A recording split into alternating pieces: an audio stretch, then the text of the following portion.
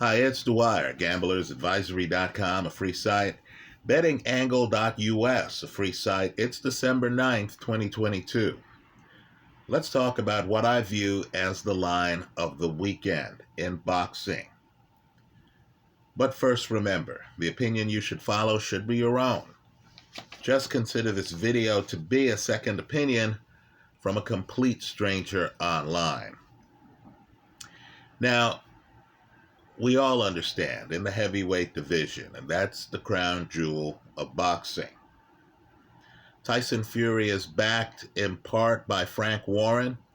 He's backed in part by Bob Arum and Top Rank. Right? You understand. The king has his court. Those are the people behind him. Well, understand, Tyson Fury's in his mid-30s.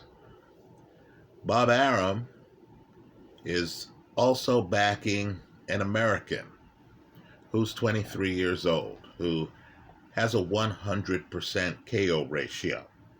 And if you look a little bit deeper at that American, you're going to find out that Andre Ward's manager, James Prince, and his team is behind Jared Anderson. Right now, Anderson, explosive right hand. Right? He can throw that straight right from distance. He has ring coverage. He also has an explosive left hand too, and he's different than Deontay Wilder. Deontay Wilder, older with more fights, is measured. Right? Wilder will look at an opponent for a little bit. Even though Wilder has some spectacular first-round KOs on his resume, including his recent KO of Robert Helenius, Wilder in the ring is actually patient. Jared Anderson, when he opens up, is not. He's aggressive. He's in your face. The highlights look spectacular. Right? You look at him and you say, oh, this guy's the future. Now, because of the people backing him, he's had access that most young heavyweights haven't had. So, believe it or not, he's been in the ring, sparring with Tyson Fury. And, of course, Tyson Fury believes that he's a future heavyweight champion. I have his highlights from the best. Hansen God, a great YouTuber, puts out the best highlights I can find, more times than not.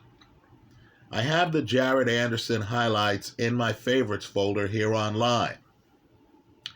You need to look at them. Understand, this is a different American heavyweight than Jermaine Franklin. Jermaine Franklin is measured. He's technical, right? He's in the pocket trying to counter you. Jared Anderson is the guy who kicks in your front door. In other words, he comes up and he starts throwing big punches, right? He'll open up with both hands. There's a certain youngness to him. If you're older, you might view it as recklessness to Jared Anderson. Now, what could go wrong? Why am I here talking about the guy Jared Anderson is fighting as the betting part of the play? It's because the gap in experience, real experience, not sparring with the heavyweight champ, but actually being in the ring and having real fights against ranked fighters, in this fight might as well be the Grand Canyon. Right? There's also a wrinkle. I know Jared Anderson took out Tereskin, a southpaw, but Jerry Forrest, his opponent, the guy who I'm going to put a little bit on in this fight, is a cagey southpaw with elite survival skills. So what do I mean by that? Now understand, Jerry Forrest is smaller than Jared Anderson. I would not call Jerry Forrest defensively blessed, right? He's more of the kind of guy who's trying to survive after he's traded shots with you, gotten hit with some shots, perhaps has gone down and gets off the canvas, right? Jerry knows how to survive, knows how to pace himself, but isn't defensively blessed. He doesn't see some shots coming, right? But I need for people to understand that the line here is preposterous. The odds always matter, right? Jerry Forrest, as I make this video, is going off at roughly a 15-1 underdog. You heard right, 15-1, right? An evenly matched fight is 1-1. Let's say you think a guy wins 2 out of 3. That would be 2-1. 3 out of 4. That's 3-1. Jerry Forrest is going off at 15-1. Understand, the over-under is preposterous. It's an over-under of 3.5 rounds. In other words, if this fight makes it past the halfway point of the 4th round, you collect.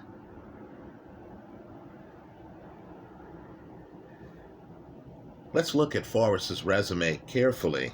His last fight, he went the distance against Kubrat Pulev. Lost the match, but went the distance. Pulev, of course, has fought Vladimir Klitschko. He's fought Anthony Joshua. Right? He's fought Derek Chisora. He's fought countless people. Pulev has been a contender for a long time. Right?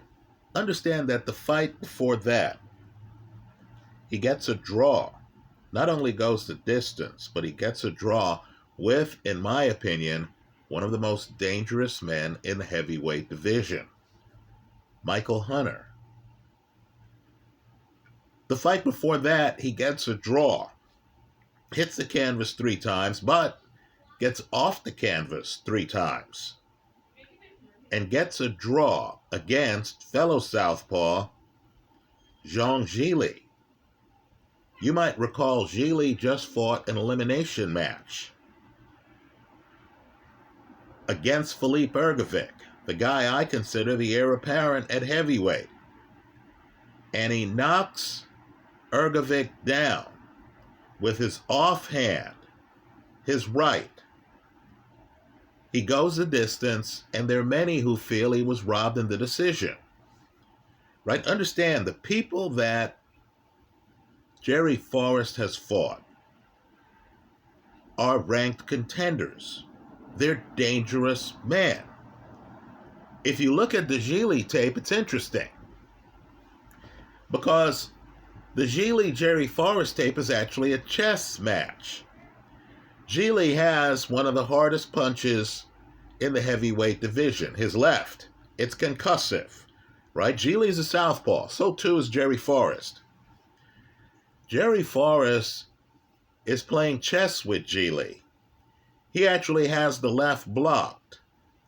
One of the biggest secrets in the heavyweight division is that Zhili, who knocked down Ergovic with a right hand,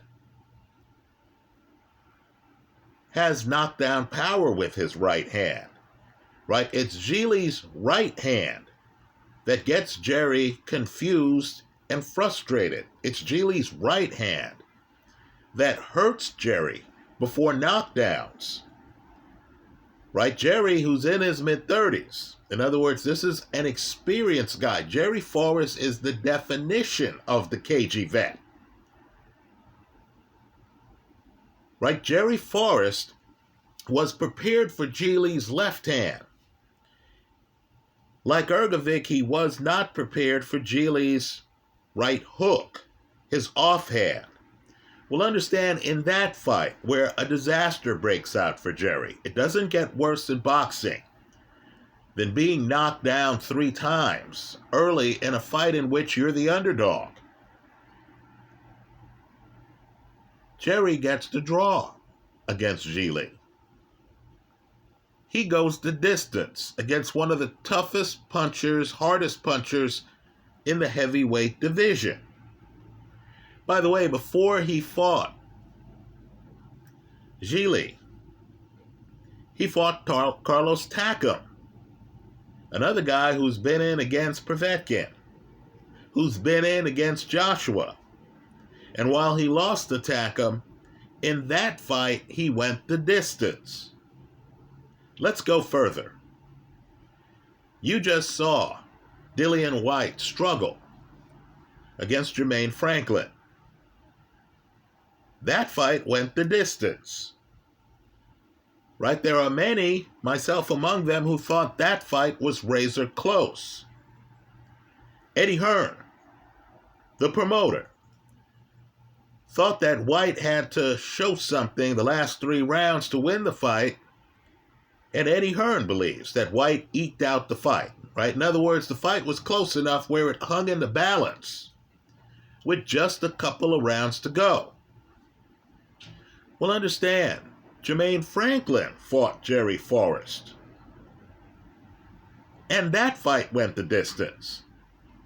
And one of the judges in that fight gave the fight to Jerry Forrest, who lost by split decision.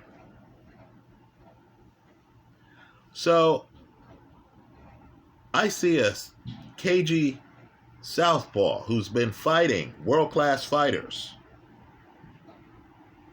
who's been around the game, who has held his own against world-class fighters.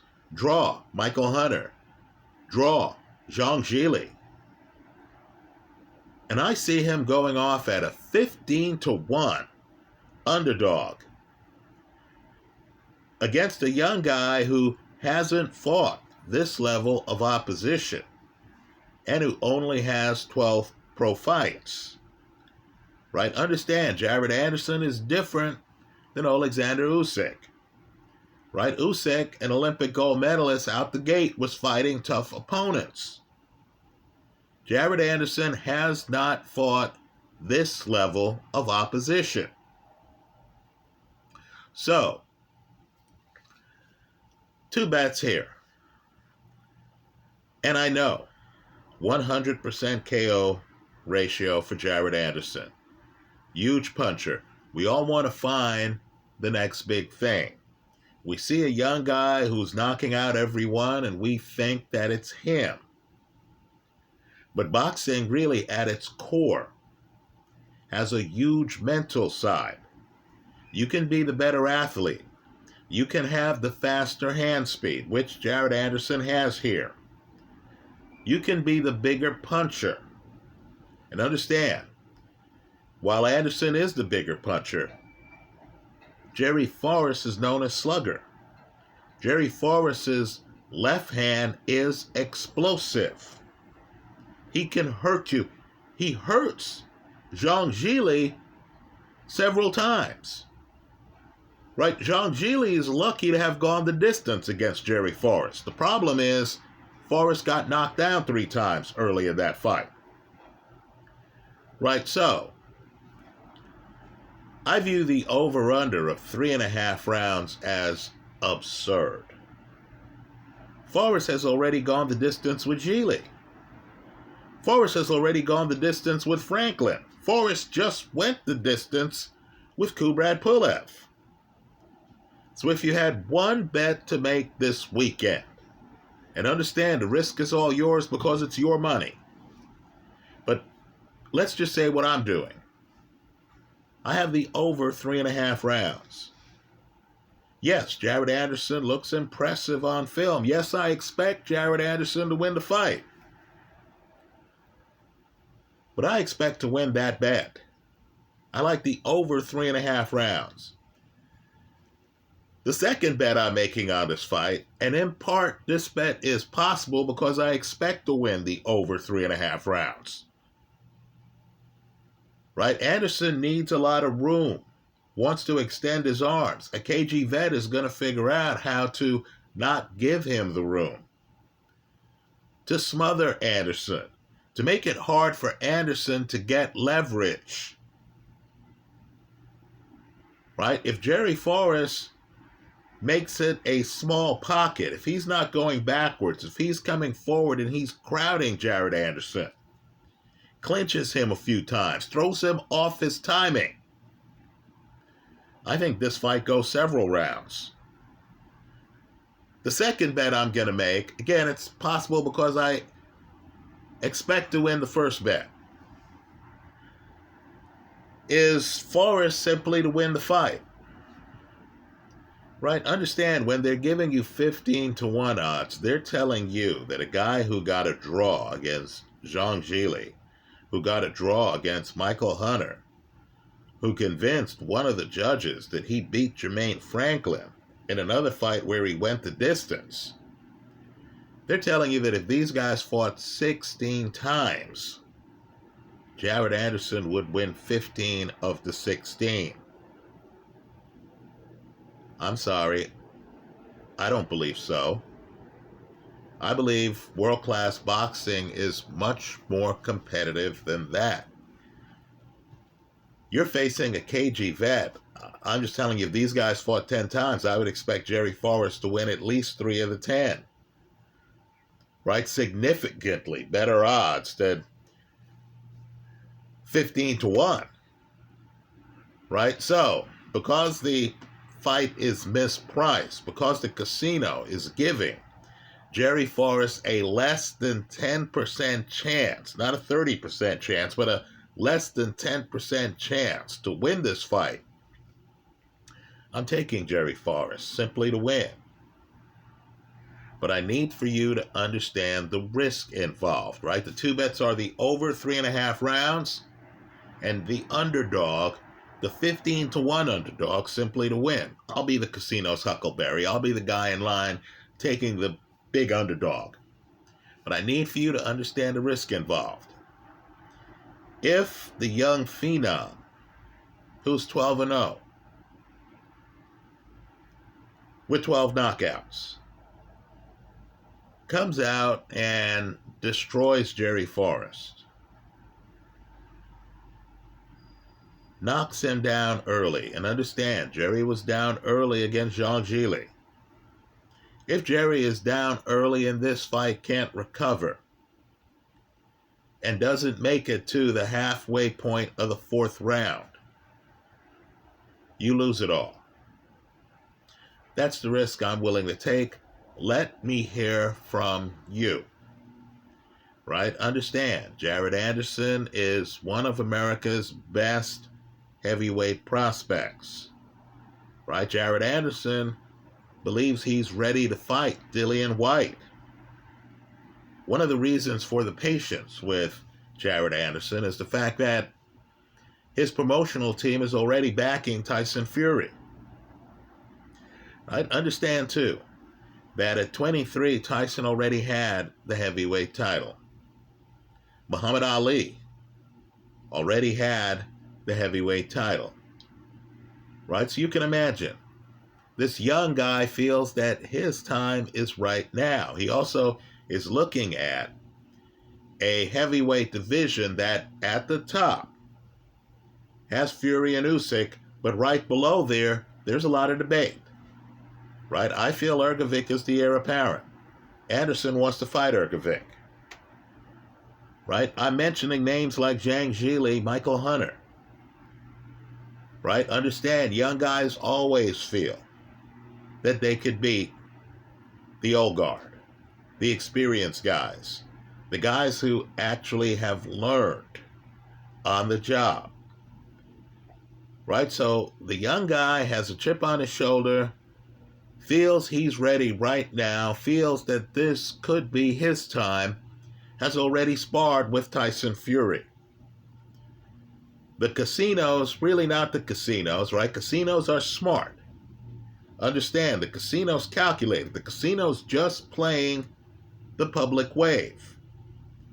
The public is firmly convinced that Jared Anderson might be the next big thing at heavyweight. How else do you get 15-1 lines against a guy who has already gotten 2 draws against ranked heavyweights? I'm on the other side of the play. I see the talent with Jared Anderson, right? All you have to do is to look at the highlight video in my favorites folder here on YouTube. I see the talent. I also know the water runs deep in professional boxing. You have many extremely talented men who don't have the title, right? Jerry Forrest has been through a lot in the ring against high-quality opponents. It's a mistake to think he's just going to come out here and get knocked out in the first 3.5 rounds.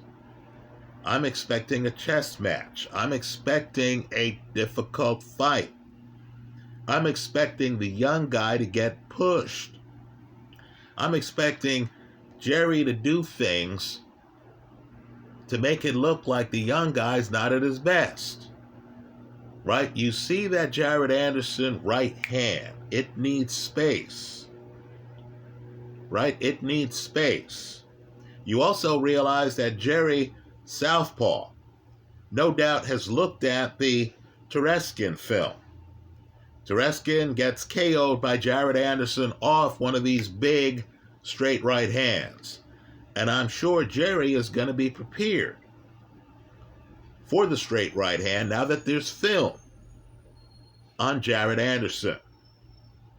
Right? So I'm expecting a strategic match that goes longer than 3.5 rounds. Understand too, Anderson throws punches, leaves himself open for counters. One man's opinion. Right? Anderson is not the only boxer in this match who has a punch. You don't want to play fast and loose against Jerry Forrest's left hand. So I like the over 3.5 rounds. I also like Forrest at 15-1 in a fight I think he loses, but that I think's mispriced. So I'll play the odds there. That's how I see it. Let me hear from you. I hope you leave your comments in the comment section of this YouTube video. Thanks for stopping by.